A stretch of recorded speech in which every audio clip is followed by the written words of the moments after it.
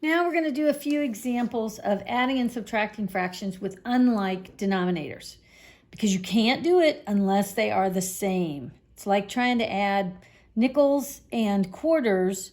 The only way you can do that is if you change them all into pennies. You know that 1 quarter is worth 25 cents and 1 nickel is worth 5 cents, so you have gotten a mutually similar denominator or denomination when you do that instinctively when you're adding money. So this is what we're going to be doing. I've got 1/6 plus 1/2. It's written horizontally. I want to turn it and write it vertically.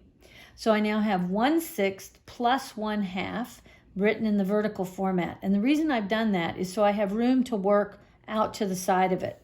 So I'm looking at my denominator of my 6 and my 2, and I'm asking myself, what multiple do those numbers have in common? Well, I can't make a 6 a 2. There's no way I can do that. But I could multiply the 2 by something and make it become a 6. And that something is the number 3. So I am going to multiply 1/2 by 3 over 3, which is going to give me an equivalent fraction of 3/6.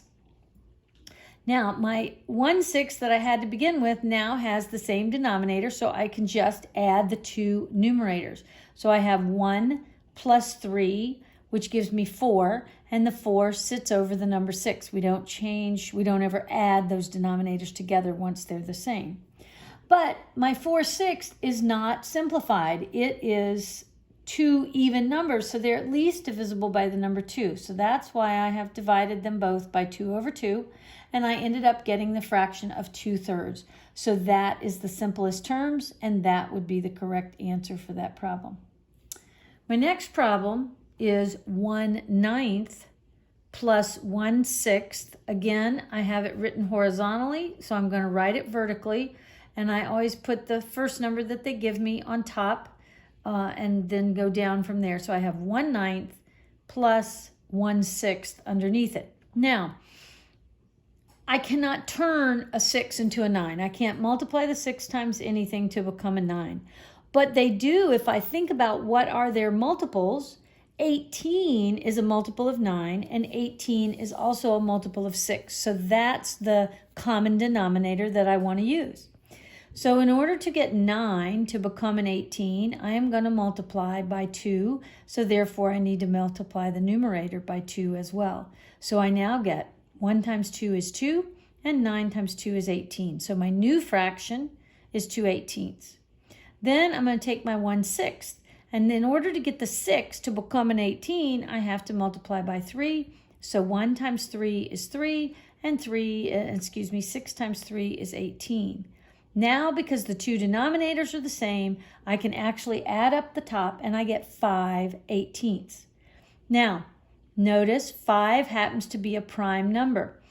And it's not just that 5 is prime that it can't be simplified, but it's because the 5 being prime can't go, it's the only number I have to ask myself, does 5 go evenly into 18? And 5 does not. I can look at the 18 and I can realize that. So there's nothing that those two numbers have in common, so I cannot simplify it.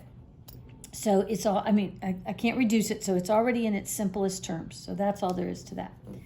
The next two problems are going to be subtraction problems. So I have 11/15 minus 1/3. I'm going to rewrite it vertically. 11/15 minus 1/3. Well, I always look at my smallest denominator and ask, can I multiply it by something and become the larger one? And yes, 3 times 5 would get me to 15. So that's the new number that I'm going to use, is the 5 over 5 multiplied times the 1/3. Gives me the new fraction of 5/15, and I need to add it. No, excuse me, I'm subtracting it from 11/15. So 11 minus 5 gives me 6, and then the 15 denominator remains the same. So 6 over 15. Now, I need to ask myself, can it be simplified? You always have to ask that. And the 6 is divisible by 2, but the 15 is not.